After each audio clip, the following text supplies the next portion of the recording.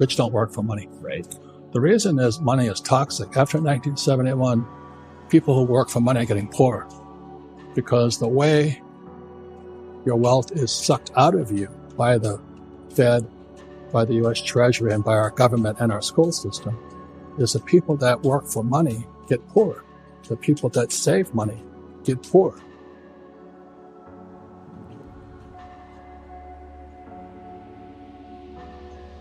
And the people that invest in stocks, bonds, mutual funds, and ETFs, they're temporarily rich.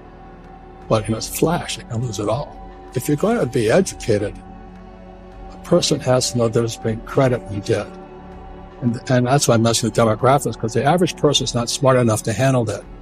All money today is credit. It doesn't exist. That's all it is. So when you have a credit card, there's no money in that thing. They've just given you the power to spend. And the moment you spend it, you create debt.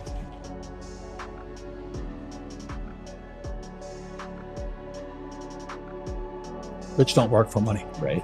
The reason is money is toxic. After 1971, people who work for money are getting poorer because the way your wealth is sucked out of you by the Fed, by the U.S. Treasury, and by our government and our school system is the people that work for money get poorer.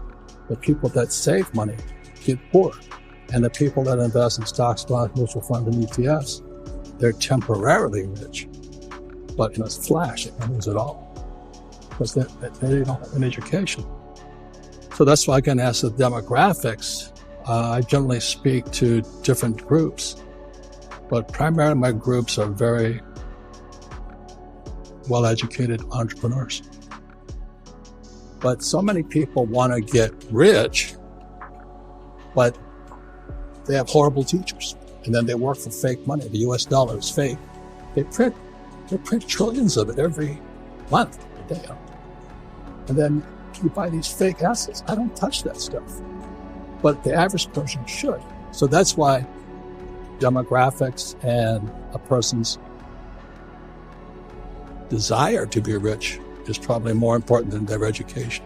I said, I want you to teach me about money. So why should I teach you? You go to school, your dad's going to, my poor dad's not going to teach you. I said, oh, finally he acquiesced. He said, okay. He says, but if I teach you, you work for me for free. And I said, why for free? My poor dad went nuts. He said, so if I pay you, you think like an employee. Your brains work, your brain will change. If you learn never to work for money, you'll be a rich man. So my dad, the poor dad. And the backstory for people, your dad was the poor dad. Right. PhD. Stanford, Northwestern, University of Chicago, the head of education for the state of Hawaii, candidate for lieutenant governor of Hawaii, as a Republican of all things. They know nothing about money.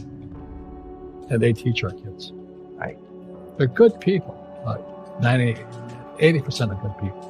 20% just are there for the pension and the paycheck. You know? So you may say, well, aren't you working for money? But we'll go into that next. I don't want what's called a paycheck. I want cash flow.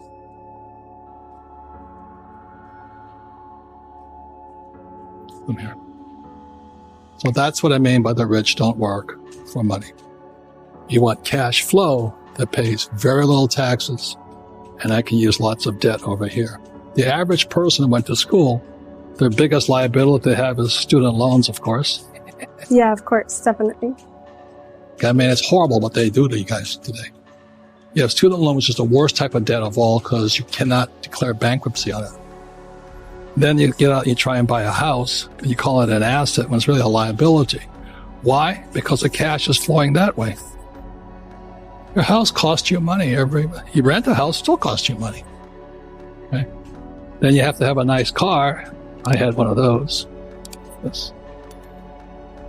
So the problem with most young people is they go to school to get that job. Then a lot of them have student loan debt. Then they try and get married and buy a house, have a car. And then they have credit card debt. But they never have the chance to come over here. If they do any investing in America, it's a 401k, which I wouldn't touch with a 10-foot pole. You should. but I don't, because I don't have to. Because I went to school for here, and people who don't go to school should be here. This is a 401k, IRA, ETFs, and that stuff. Paper, savings. I don't touch that stuff. That money is fake. Gold is real. So anyway, we almost got captured that day. Anyway, we sailed a carrier, then sailed to Hong Kong, and I bought my first piece of gold. And this was 72. And I paid about $50 for it. And today that Krugerrand, South African Krugerrand, is worth $1,500 or $1,450 today. So did the Krugerrand get bigger, or did the dollar go down? Do you know what I mean? Yeah. So ever since that day, I just saved gold and silver. And I call gold and silver God's money and the US dollar fake money, or fiat currency. Now there's cryptocurrency, Bitcoin. And that's going to cause, and I'm not an expert at Bitcoin, because I don't have to be, because I don't need money, but it's going to cause havoc, because it's going to give the Fed a lot of trouble, because a lot of people are shifting to crypto right now. So everybody can make crypto. I don't know what the big deal about it is. You can just produce your own now. So they're competing with the Fed and these guys. So that's what fake's about. But the most important thing in fake is I write about the tax law, which most people don't know about. But I also write about how I create infinite returns. I don't need money.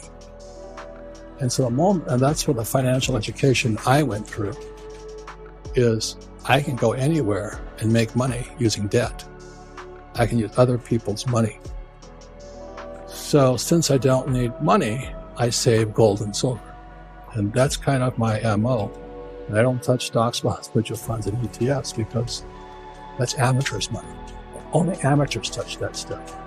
That's why I stay out of it. If you don't know any better, stay in it. And the rich don't work for money. In my head, I say, okay, I'm making all this money. I have a secure job. But what's beyond that? And that's where education comes in. So if I could explain this to you for the rest of the millennial lessons, it's really going to be on this theme here. Because financial education is about not working for money. Like one of the first questions, when I finally realized what my rich dad was saying, I said, well, when do I never need a paycheck again? See, my goal wasn't, go to the moon or, cure cancer. My job was, when would I never need a paycheck